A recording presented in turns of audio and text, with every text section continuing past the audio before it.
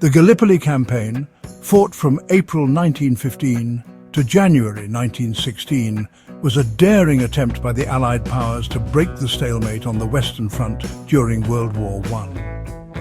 Their objective was to capture the Dardanelles Strait, a narrow waterway in modern-day Turkey. Control of the strait would open a vital supply route to Russia. It would also allow the Allies to threaten the Ottoman capital of Constantinople, now Istanbul. The campaign was conceived when the Western Front was locked in a bloody stalemate. Trench warfare had resulted in massive casualties and little progress. The Allies, desperate for victory, looked to alternative theatres of war. The Dardanelles, with its strategic importance, became a focal point. However, the strait was heavily defended by the Ottoman Empire. The plan called for a combined naval and land assault. The British and French navies would attempt to force their way through the strait, while troops would land on the Gallipoli Peninsula to capture the Ottoman forts.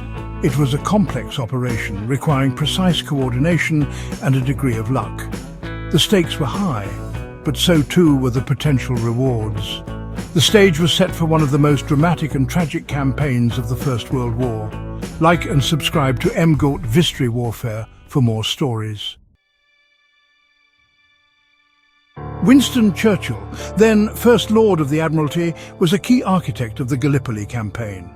He believed a victory in the Dardanelles would have strategic implications. Success would provide a lifeline to Russia and weaken Germany.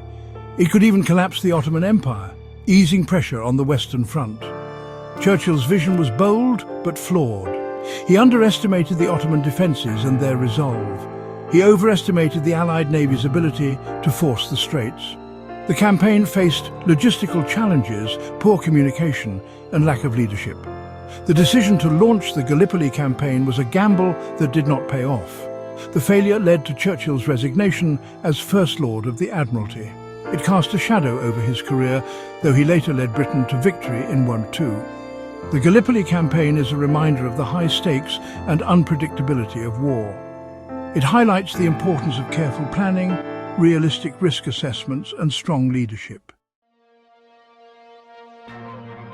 The Australian and New Zealand Army Corps, known as the Anzacs, played a crucial role in the Gallipoli campaign, landing at a cove that would forever bear their name, Anzac Cove.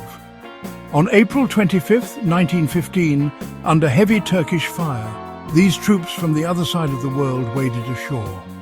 They faced fierce resistance from the Ottoman defenders, who were well positioned in fortified trenches on the high ground. Despite the chaotic nature of the landing and the difficult terrain, the Anzacs displayed remarkable courage and tenacity.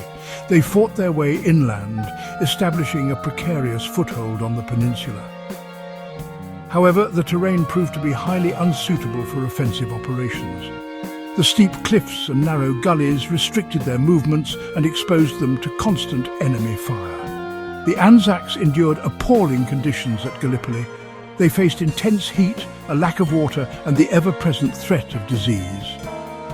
Yet they held their ground for 8 long months, repelling repeated Ottoman attacks and demonstrating great bravery and resilience. Their sacrifice at Gallipoli helped to forge a powerful sense of national identity in both Australia and New Zealand. The Gallipoli campaign was a baptism of fire for the Anzacs, marking their entry onto the world stage. Their courage and sacrifice in the face of adversity would forever be etched in the annals of military history. The Battle of Chunuk, Bair, launched in August 1915, was a major Allied offensive aimed at breaking the stalemate at Gallipoli. The plan involved a daring nighttime assault by New Zealand and British troops on the strategically important Chunuk Bair Ridge. Success would have given the Allies command of the high ground and opened the way for a breakthrough. However, the attack was met with fierce resistance from Ottoman forces led by Mustafa Kemal, a brilliant young officer who would later become known as Atatürk, the founder of modern Turkey. Kemal's determined counterattacks, coupled with communication breakdowns and logistical problems on the Allied side, ultimately led to the failure of the offensive.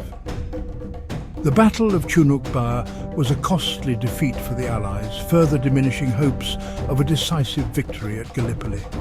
It highlighted the challenges of breaking through well-defended trench lines and the importance of effective communication and coordination in battle.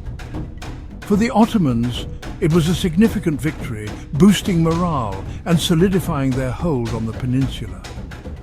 The battle also marked the emergence of Mustafa Kemal as a skilled military leader. His actions at Gallipoli would later contribute to his legendary status in Turkey, where he is revered as a national hero. The failure at Chunuk Bair, while a tragedy for the Allies, underscored the resilience and determination of both sides in this hard-fought campaign. Like and subscribe to emgotvhistory Warfare for more stories on the battles that shaped our world.